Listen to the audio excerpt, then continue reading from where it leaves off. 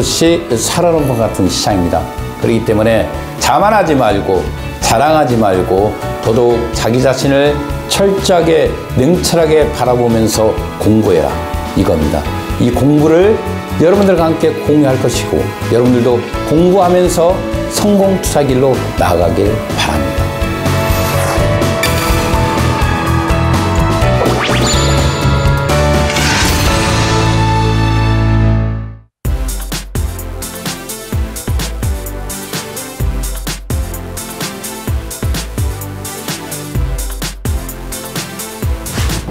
네, 안녕하십니까. 한국장애주식연구소에서 시작하는 새로운 유튜브 채널. 저는 오늘 이렇게 함께하게 된 OKSS의 본부장 권근태라고 합니다. 소개 한번 좀 부탁드리겠습니다. 네, 한국장애주식연구소를 이끌고 있는 소영주 소장입니다. 만나서 반갑습니다. 본부장님도 오랜만에 반갑습니다. 예, 반갑습니다. 뭐 장애주식이라고 하면 어떻게 보면 또 필수적인 우리나라의 자본시장을 또 축을 이루고 있는 그런 시장임에 또 분명하고 또 아시다시피 또 여러 가지 또 사건 사고들이 또 많이 일어나는 그런 시장 중에 하나라고 생각이 되는데 장외 주식에서 2018년 하면은 또 여러 가지 또 어떤 이슈들이 또 있었지 않습니까? 네. 그렇죠. 우리 소장님께서는 2018년 한국 장외 시장을 봤을 때 뭐 어떤 것들을 좀 주목해 볼 만 했었는지 한번 좀 말씀 좀 해주시죠. 기본적으로 전년도에는 다른 해에 비해서 뭐 기술 특례 상장이 연중 최고를 기록하였고요. 두 번째로 또 그 코스닥 시장의 대형주들이 상당히 지연되는 한 해였습니다. 또 가장 크게 시장에서 이슈가 됐던 강주를 본부로 두고 있는 피사의 사건 이런 것들이 2018년도에 믹스되면서 있잖아요. 좀 혼돈 또 카오스의 시장이다 이렇게 표현을 하더군요. 2018년도 시장은. 그렇죠. 예. 그 지금도 뭐 말씀을 해주셨지만은 뭐 제가 생각하기로는 가장 그 핫 이슈라고 할 것 같으면 아까 말씀하셨다시피 광주를 본사로 둔 어떤 그런 피사의 어떤 그런 사건 뭐 사실 그런 류의 어떤 사건들이 이제 하루 이틀의 문제가 아니었거든요. 사실은 그렇죠. 뭐 그 이전으로도 네. 거슬러 올라가면은 네. 뭐 청담동 주식부자 뭐 이런 사건들부터 해서 많이 있던 부분 중에 하나였는데 왜 이러한 부분들이 계속 반복이 될 수밖에 없고 또 반복이 되고 있는지 그렇죠. 그 부분에 대해서 좀 한번 말씀 좀 부탁드립니다. 뭐 본부장님 지적대로 고질적인 문제입니다. 이런 것들이 매년 매해 이런 고질적인 병폐고 그런데 이유는 바로 정부의 비대칭 때문에 이루어지고 있는 겁니다. 정부의 비대칭이라는 것은 정보가 공유되지 않기 때문에 일부 투자자들이 어떤 한 개인에게 맹신하는 경우가 있습니다. 그러다 보면 마치 이 다단계 판매라든가 또 피라미드 판매 형식으로 오프라인 판매가 극성을 부리게 되죠. 그들에게는 주식의 분석이라든가 장외 주식을 하는 기본적인 팩트가 없는 상태에서 일을 진행됩니다. 사람을 믿고 간다는 거죠. 사고의 원인으로 이어지고 또 그게 이렇게 대형화되고 금액이 뭐 5천억, 뭐 6천억 이런 피해 사례가 나오지 않습니까? 일반 개인들이 상상할 수 있는 금액의 피해 사례들이 늘는 이유는 비상장 주식이 비제도권에 이루어지고 있기 때문에 법률적 규제사항이 없다는 거죠. 그죠? 그렇죠. 법률적 규제사항이 없다 보니까 사람들이 다단계 업체가 이 시장에 뛰어들고 또는 피라미드 업체가 뛰어들고 또는 보험회사 직원이 이 시장에 뛰어들었기 때문에 비전문가 집단에서 이루어지고 있는 비행위적인 행위들이 매년 매해 발생되고 있는 겁니다. 그만큼 한국 경제가 어려워지고 있다는 거죠. 어려워지고 있다는 건 사람들이 한탕주의로 많이 빠지게 됩니다. 그렇죠. 그러다 보니까 피사 강주를 본사를 두고 있는 피사의 같은 경우도 가장 많이 판 곳이 아마 대구와 대전으로 알고 있습니다. 대전과 대구의 조직책들이 제가 알기로는 그 다단계 판매 조직책들이 들어가서 판매량이 많다고 소문이 있더라고요. 팩트는 아니지만 그런 소문이 있다 이거죠. 그만큼 비상장 시장에 주식 자체를 모르고 단순한 판매업에 종사하는 사람들이 와서 이런 사건을 냈다는 거죠. 예. 그 지금 소장님께서 말씀해주신 그 연장선상에서 저는 이렇게 비슷한 어떤 상품 네. 얘기한다라고 하면 비트코인.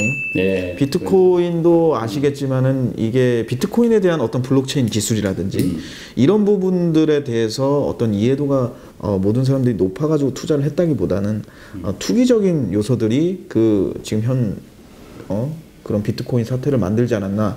그런 점에서 비상장도 일종의 우리가 왜 또 상장 주식을 하게 되면은 기술적 분석, 또 기본적 그렇죠. 분석 두 가지가 병행이 되는데 네. 일단 비상장 같은 경우는 사실상 거래량이 그렇게 상장 주식보다는 많지 않고 과거 내역들이 없기 때문에 기술적인 분석은 제가 봤을 때는 좀 힘든 부분. 그럼 그 부분은 차치한다고 치더라도 선행돼야 될 게 최소한의 어떤 가치를 본다라고 하면 기본적인 분석들이 어느 정도 선행이 돼야 되는데 과연 영업하시는 분들이라든지 아니면 비상장 주식을 투자하는 우리 개인 투자자분들이 이 부분에 대해서는 어떤 최소한의, 물론 투자라는 거는 그 말에 어떤 내포된 건 리스크는 항상 내포가 돼 있겠지만 최소한의 어떤 그런 마지노선으로 봤을 땐 기본적인 분석 정도는 해야 되지 않나. 그렇죠. 이게 제 개인적인 좀 생각인데 좋은 이 지적입니다. 부분에 대해서는 네, 개인적인 좋은 그래서. 지적이고요. 기본적으로 주식을 하는 사람의 기술적 뭐 기본적 분석이라고 표현하죠. 그렇죠. 우리가 기술을 떠나서 기본적 기본적으로 우리가 뭐 주식을 볼 때 안정성, 성장성, 수익성 이 세 가지 정도는 회사를 평가를 하지 않습니까? 그러나 조금 전에 말한 대로 이 사고 난 기업의 사례들을 봤을 때는 사람을 보고 투자를 한다는 거죠. 일반 그렇죠. 개인들이. 또 그리고 두 번째로 비상장 주식에 이렇게 많은 사람들이 모이냐. 이유는 우리가 상장사 주식 5천까지 가기는 어렵겠죠. 지수 포인트가요. 그렇죠. 5천이나 6천 원을 가야 두세 배 벌 수 있는데 비상장에서는 솔직히 뭐 10배라든가 15배 버는 사례가 있었죠. 있었습니다. 그러다 보니까 그걸 근거로 하나로 뭐 삼성 SD에서는 4,300%의 수익률을 이런 것들이 사실로 존재하다 보니까 비상장 시장에서 이런 맨투맨식 판매가 이루어지는 겁니다. 어떤 선례가 있었다는 거죠. 근데 그 선례의 기본 바탕에는 기업을 분석하는 기본적인 사람들이 있었습니다. 그렇죠. 근데 이번에 사고 사례를 봤을 때 기업의 분석팀이 있었다고 하죠. 회사에. 그렇죠. 기업의 분석팀도 있었고 나름대로 리스크 관리팀도 있었을 겁니다. 그러나 기본적으로 비상장 주식에 대한 고민을 하고 진지하게 고민을 하거나 기업에 대한 진짜 전혀 결여되어 있는 상태라고 봐야겠죠.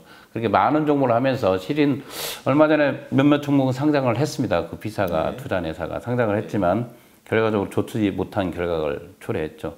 말 그대로 기본적인 방법론을 지키지 않고 단순히 주식을 판매하는 공장에 지나지 않았다는 것을 보여주는 거죠. 그렇죠.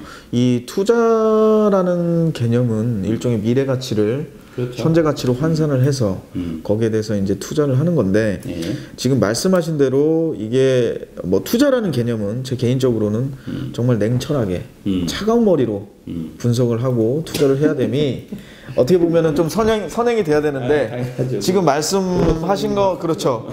말씀하신 내용을 좀 들어보면은 어떻게 보면은 지금 피사의 사례 같은 경우는 머리로 투자를 했다기보다는 가슴으로 그렇죠.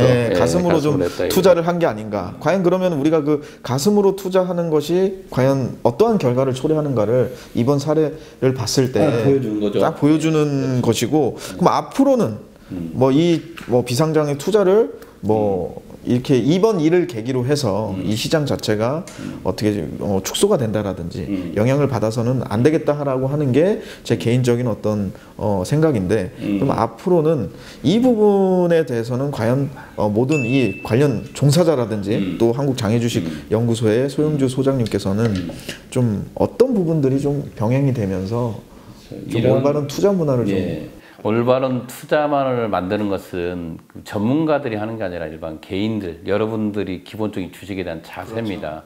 투자 자세가 이루어졌을 때 이런 고질적인 문제들은 없어지는 겁니다. 그렇죠. 실은 우리가 어떤 조직이 생기면 그 조직의 히스토리는 있습니다. 근데 히스토리가 정확하게 이루어지고 있는 조직들은 거의 찾아보기 어렵죠. 비상장 회사에서. 보면 비단 피사뿐만 아니라 여러 회사들이 거의 히스토리를 때로는 조작하는 경우도 있지 않습니까? 그렇죠. 비상장이다 보니까. 근데 그 개인 투자자 여러분들 조금만 이렇게 신경을 써서 지켜보면 함정이 다 있습니다. 그들이 노리고 있는 그 함정을 피하는 방법은 뭐냐면 기본의 원칙에 충실한 투자만 하라. 기본의 원칙이라는 건 조금 전에 본부장이 말한 대로 회사에 최소한 재무제표는 볼 정도의 그렇죠. 실력은 갖고 있어야겠죠, 개인이요. 그렇죠. 두 번째로 앞으로의 성장성은 봐야겠죠. 우리가 그렇죠. 보면 반도체 회사보다는 핸드폰 회사가 더 빨리 갈 것 같냐, 아니면 바이오 회사가 갈 것이냐, 이런 기본적인 거시적 성재 관점은 알아야 된다. 그렇죠. 최소한의 공부를 한 사람이 비상장 주식에 투자해야 된다는 거죠. 그런 것들은 뭐냐면 개인이 똑똑해지면 이런 사고는 없다는 거죠. 제가 봤을 때는. 개인에게 그 기본에 충실하라고 말하고 싶죠. 이 방송을 통해서. 그와 좀 덧붙여서 저는 또 요것도 좀 한번 말씀 한번 드리고 싶은데 우리가 상장 주식을 투자할 때도 계란을 한 바구니에 담지만 그렇죠. 분산 투자를 해야 되는데 뭐 제가 뭐 여러 이제 피사 사례를 들어보면은 소위 말하면은 뭐 투자금을 소위 말하면 한 종목에다가 이렇게 해서 지금 그게 안 되니까 그 뭐 일 아니면 영 아니겠습니까? 이렇게 되면 뭐 아니면 도 식의 속된 표현으로 그런 식의 투자인데 비상장에 있어서도 그런 식의 투자보다는 상장이라는 과정이 생각보다는 좀 까다롭지 않습니까? 모든 뭐 투자가 다 마찬가지겠지만 그런 데 있어서 좀 생각을 해본다면은 좀 비상장에 좀 본인이 전망이 있다라고 하는 종목들을 그 한 종목에다가만 어떤 투자금을 실기보다는 좀 여러 종목에 좀 분산 투자. 포트폴리오라고 그러죠. 그렇죠. 여러 종목을 분산 투자라에 전문적으로. 그런데 기본적으로 이제 비상장 회사의 생명은 우리가 상장으로 부여받지 않습니까? 그렇죠. 상장을 하지 않는 회사가 배당을 하는 건 아니지 않습니까? 그렇죠. 비상장에서 배당은 회사 거의 못 받습니다. 몇몇 가족 기업을 제외하고는요. 몇몇 기업을 제외하고는 못 받는데 상장되지 않는 기업의 주식을 산다는 것은 마치 죽은 병아리를 사는 거랑 똑같다. 성장할 수 없는 닭이 되죠, 그게.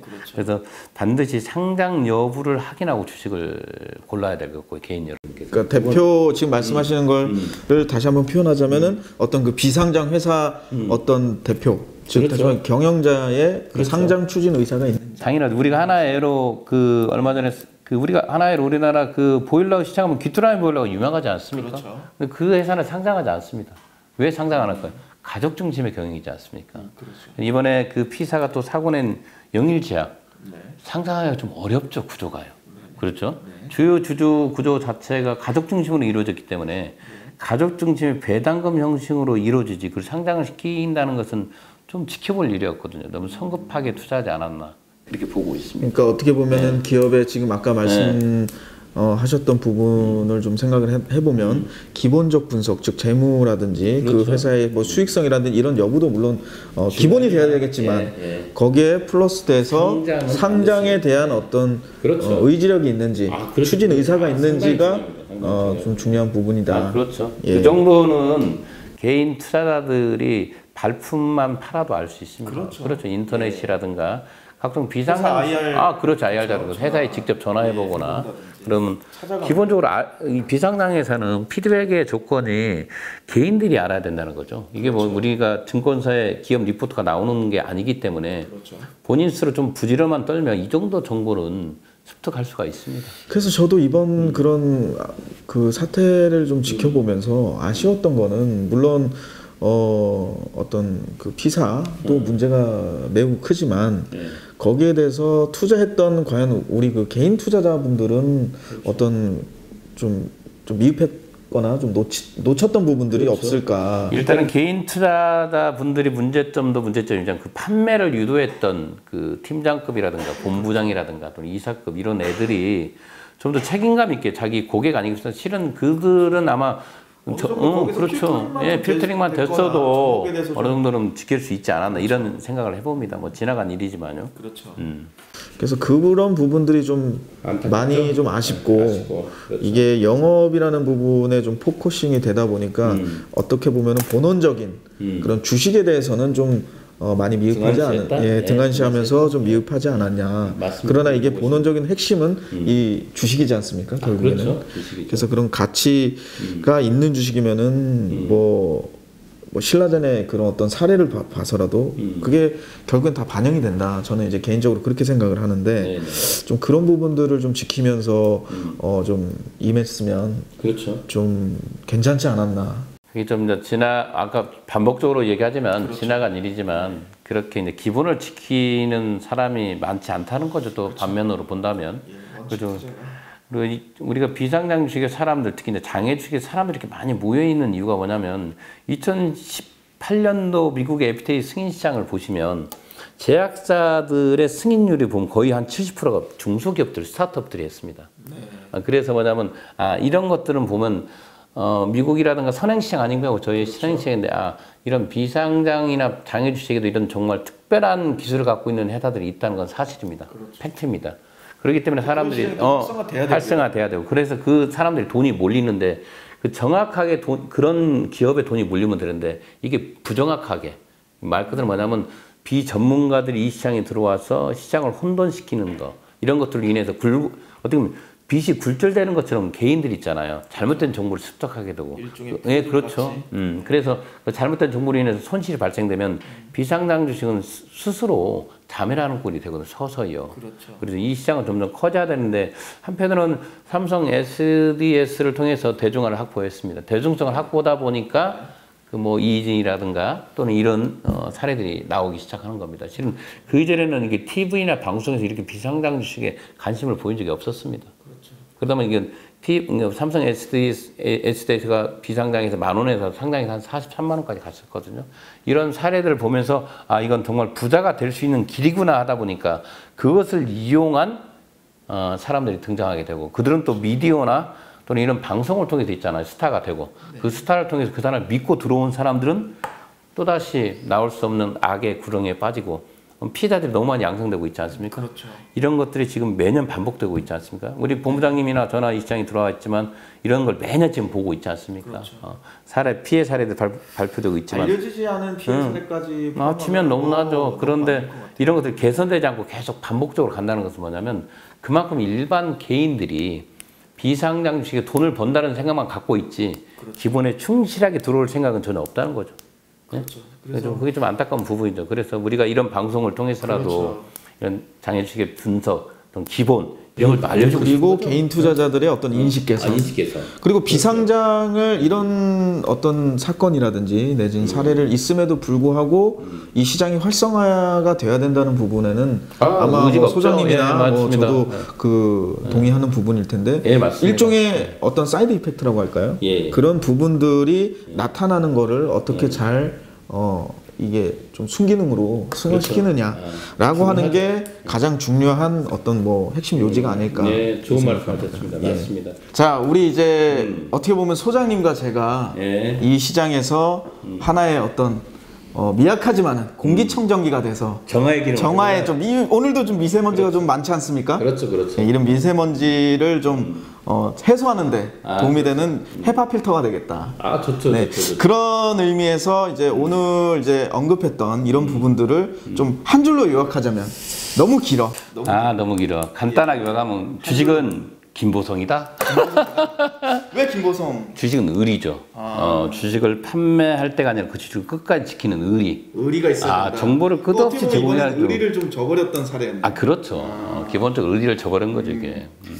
저는 마지막으로 한 줄로 요약을 하자면 좀 이렇게 한번 표현을 하고 싶어요.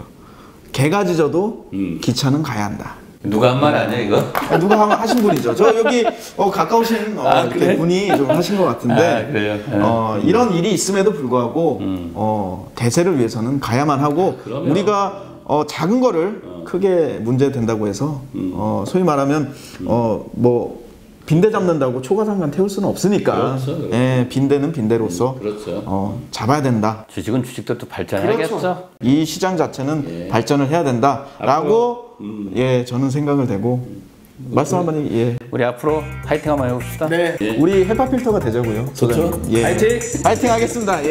그래서 다음 편도 또 기대해 주시고 우리가 앞으로 한번 작은 공기청정기라도 미세먼지 공기청정기라도 돼서 좀 한번 정화하는데 일조하도록 그렇게 노력을 해보도록 하겠습니다. 오늘 시청해 주신 여러분 감사합니다. 감사합니다.